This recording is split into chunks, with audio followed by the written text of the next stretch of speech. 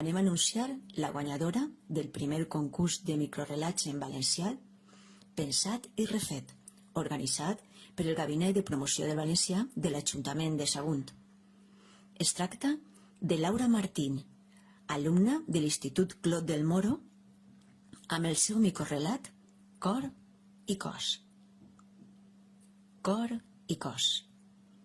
Pense en el passat i veig com les nostres ànimes fràgils vibren juntes a la mateixa freqüència.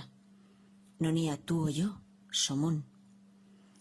Pense en el present i et veig al meu costat, però hem perdut la sonrisa i hem oblidat com parlar amb la mirada. Pense en el futur i et busque angoixada.